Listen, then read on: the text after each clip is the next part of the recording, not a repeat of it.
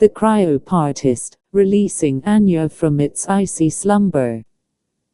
The familiar Vault-Tec hum had been replaced by a low groan, a symphony of crumbling concrete and groaning metal.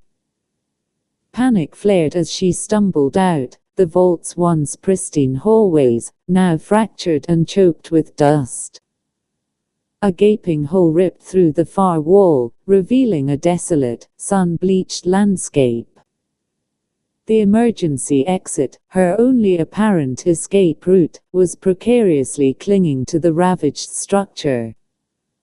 Anya squeezed through the crumbling doorway, the air hitting her like a physical blow. The world outside was a wasteland, a brutal canvas of gray skies and barren earth. The wind, a relentless, howling beast, tore at her clothes, carrying with it gritty sand and the faint, metallic tang of radiation. This wasn't the post-apocalyptic world of her training simulations, this was something far worse, a desolate expanse amplified by the ever-present threat of rad storms. Finding minimal shelter in a partially collapsed building, Anya huddled, assessing the devastation. The ubiquitous radiation shimmered in the air, a constant, invisible threat. Her Pip-Boy, thankfully intact, displayed alarming levels. She took a rad away, a fleeting relief in this relentless onslaught.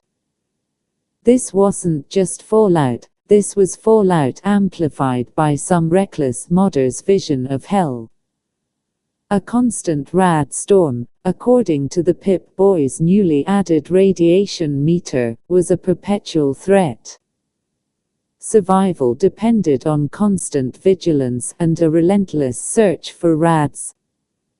Her eyes fell upon a skyscraper, half buried in the rubble, resting on its side. It was a colossal stroke of luck. A pre-existing wall, shielded from the worst of the winds and radiation, providing a significant head start. She could scavenge the upper floors for metal, minimizing her initial workload. The first few days were spent in a desperate dance with survival. She salvaged scraps of metal, using whatever tools she could find to reinforce the fallen skyscraper's structure. A tattered top, scavenged from a wrecked vehicle, offered temporary protection from the elements. The wind howled incessantly, a constant reminder of her precarious situation. Rad storms intensified, their eerie green glow painting the sky as poisonous rain lashed down. Anya used the building's structure as a shield, moving only when the storm temporarily abated. Finding soil, even radioactive soil, was a victory. She carefully planted what little seeds she could find, hoping for some measure of food security. The animals, gaunt and desperate, were easier to convince. A wounded Brahmin, its leg broken, approached cautiously, its large eyes reflecting trust and fear. Anya bandaged its leg, a silent pact forged between desperate creatures.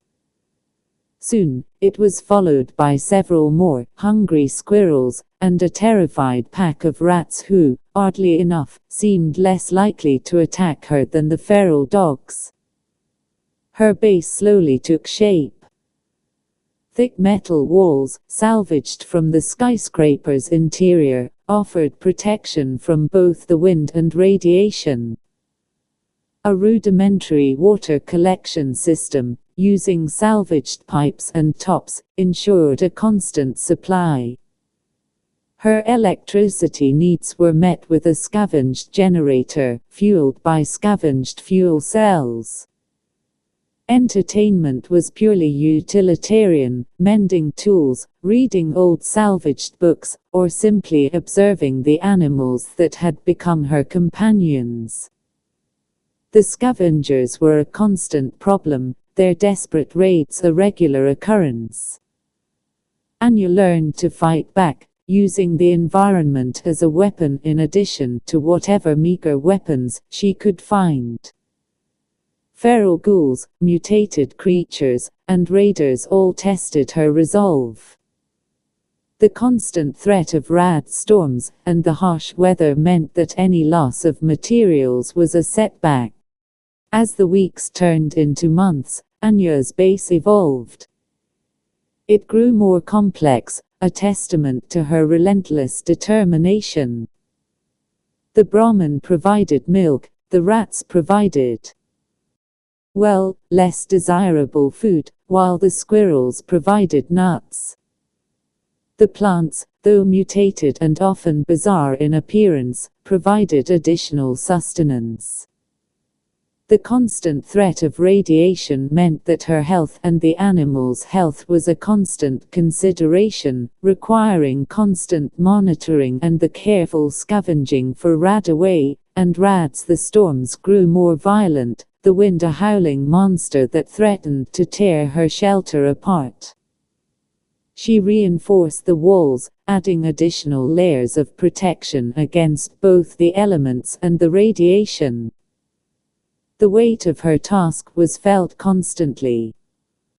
One evening, amidst a particularly brutal rad storm, Anya sat inside her fortress of scavenged metal, listening to the wind screaming outside.